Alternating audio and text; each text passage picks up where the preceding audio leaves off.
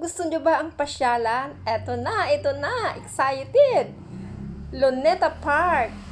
Ito ang pinaka-popular na pasyalan dito sa Luneta. Alam nyo ba? O ayan, tita mo, ala! Ayan, patalon-talon pa oh. Kita nyo na. Ito yung pinaka-popular sa Pilipinas.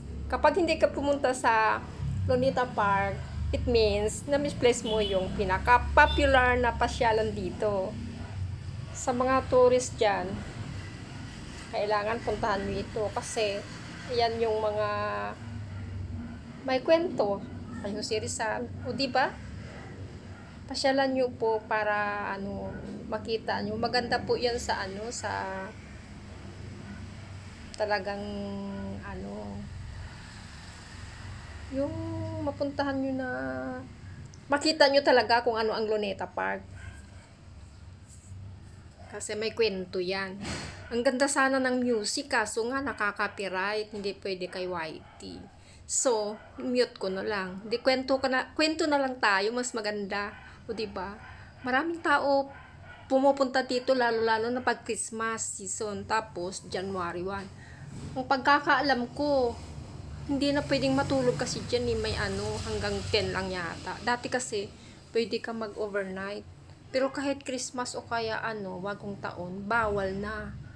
May kasi, may time sila na magko-close, sinasara na. Bawal ang magstay dyan sa Luneta.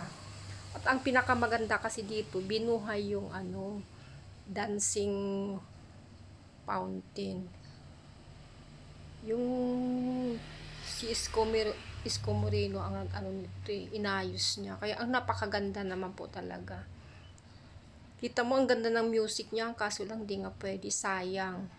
Nagka-copyright kasi. Kaya kwentuhan na lang tayo. O di ba mas maganda? O di ba? Tapos ang ganda pati ng mga yung binalik nila yung ilaw na katulad ng dati na talagang maliwanag na kasi dati kasi madilim. Ngayon tingnan mo naman ang ganda talaga ng yung fountain water. Ang ganda niyan, lalo na pag may music. Kasi kung yung bugan niyan, ganun din yung tugtog. Eh wala tayong magawa kasi hindi nga po pwede. So kwentuhan na lang uli. O di ba guys? O at least may mapupulot kayo na kwento. Yan ay since nang malit pa ako, Luneta na talaga yan. Yan ang pinaka-popular dito sa sa Pilipinas, di ba po? O ayan, ulti mo ang gaganda talaga na. Saka ang dami talagang tao diyan.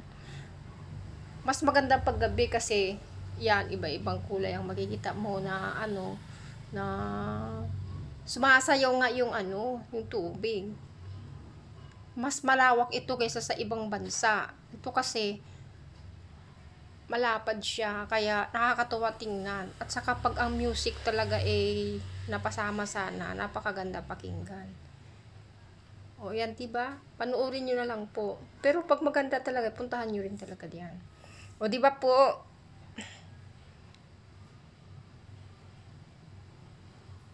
Pasyal-pasyal din at saka nakaka-relax. Stress reliever. Ang tawag doon? Stress reliever. Relaxation. Di ba po? Pag wala tayong magawa, pasyal-pasyal din pag may time. Ayan. So, suggest lang, maganda pagkagabi.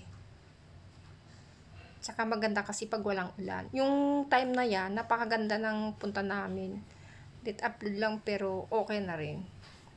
Diba?